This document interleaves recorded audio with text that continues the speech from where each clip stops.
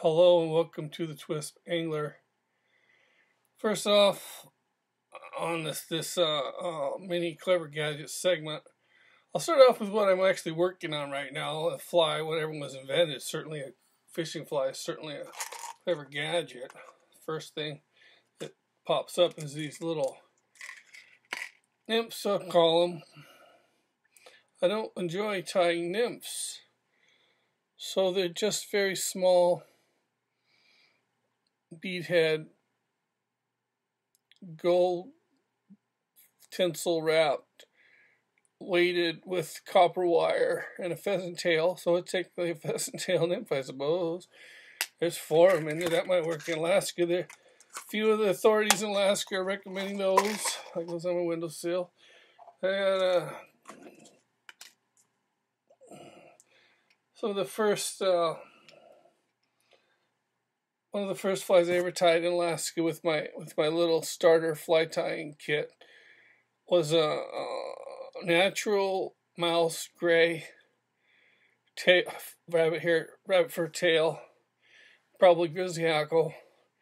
Tied it probably on some smaller hooks, but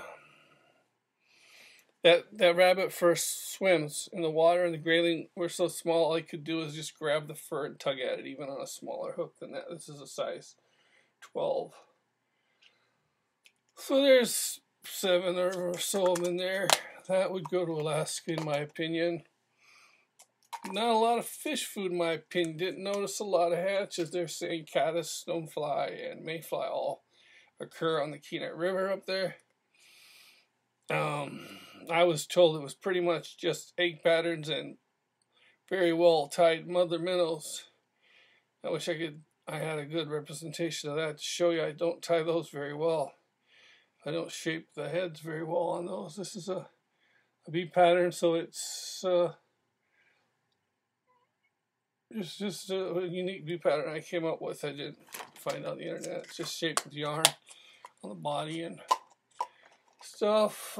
This I caught a lot of rainbows and grayling in just one lake, but I bet it would work other places. So it's a green woolly worm, about the right size for those little fish that we caught up there in Bonnie Lake. Keep the water clean, please.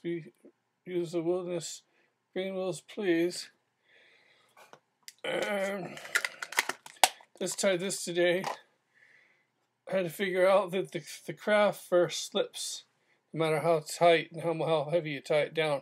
So pulls right out. So I glued when I locked in the thread on the hook, I put super glue down. Then the fur went over the super glue. Then I wrapped each one separate. Super glue went down, and then the last thread just gets laid over wet super glue.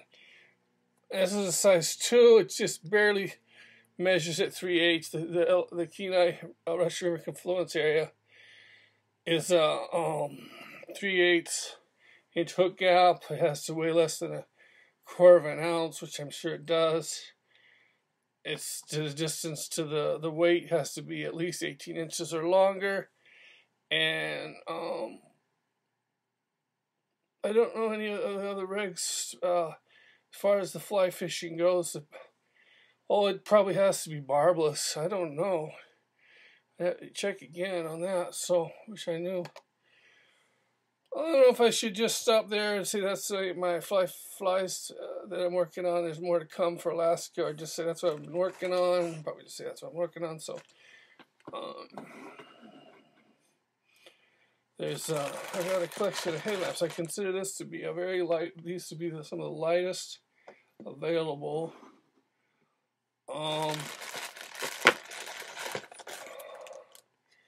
And most functional. And they all operate on all mine. I try to make sure they always operate on AAA's now. So there's a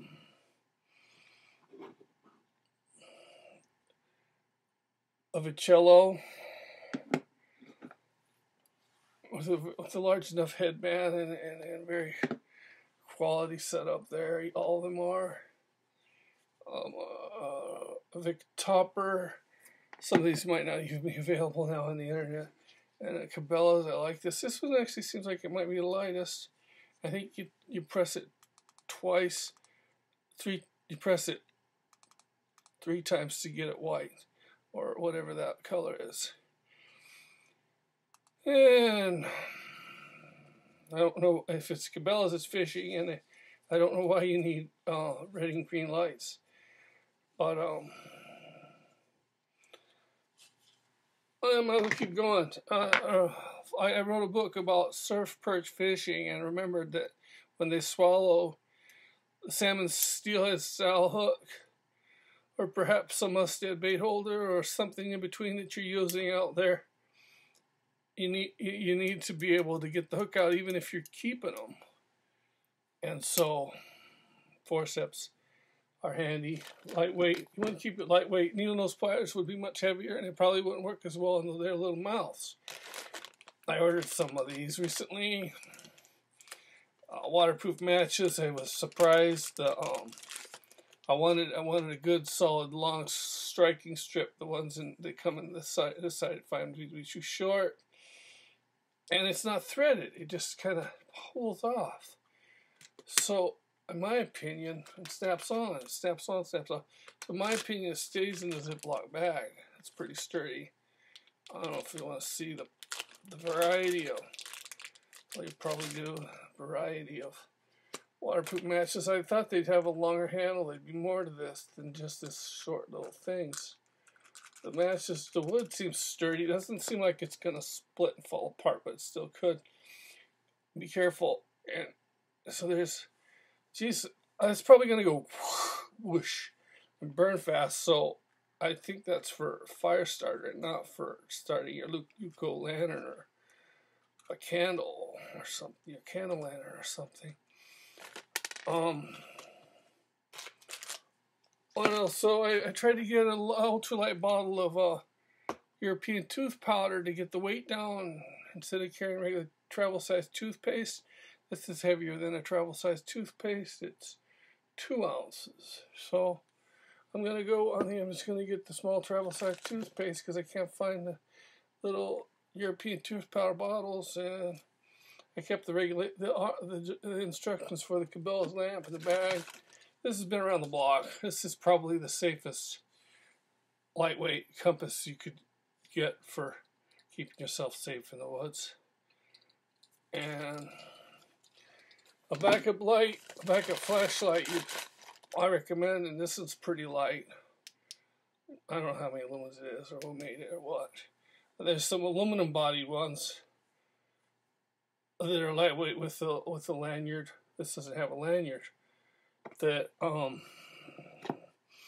I ordered, and some lighters that throw a better flame and stuff. I'll show those in the time. Should have showed this first. It's the first thing you want to do when you get to campus. Situate your water. Deal with your water situation. So I think I've shown this before in the videos, but just to compare the size without unwrapping it. I think it's 2-liter platypus, and I was delighted that instead of spending $60 on the larger 5-liter, 5 or 6-liter platypus, $60 or more dollars maybe, or just under. I haven't opened this. Might as well. It's like a generic 5-liter water bladder. I haven't even unfolded it. When it has water, it should sit flat. So yeah. And what else? Well, I have 3 different reels. I was trying to get an ultralight. I want to read this to you. It's funny. I thought it was funny because it just says H200. Number 1, long cast spool. 2, S-curve oscillating system. 3, large diameter line roller. 4, zero vibrative balanced rotor system. 5, 35 points and a reverse mechanism. 6, high gear ratio 1:1. 7, sensible graphite body construction. Okay. Pull it out. This isn't a negative review because it's all about weight when you're backpacking, and I specified backpacking in the search, and a lot of them would say it in the description of the item. There is one that you'd probably change the light on right away to 6 pound. I would never go with 4 pound on any, unless just in rare situations, if you're working with real small fish growth, and then maybe 4 pound. Otherwise, your torpedo bobber is just going to break off and go sailing out the lake, and you won't be able to retrieve it. And I just thought, darn, it's a plastic spool, but it's lightweight and it just has to catch fish for one trip. They're inexpensive now, some of them, $10 range perhaps even on some of them. But it's a graphite body. Without, I haven't even manipulated it. I wasn't gonna. I'll stick it back in the box later. So, almost the same thing. Oh, take it back out.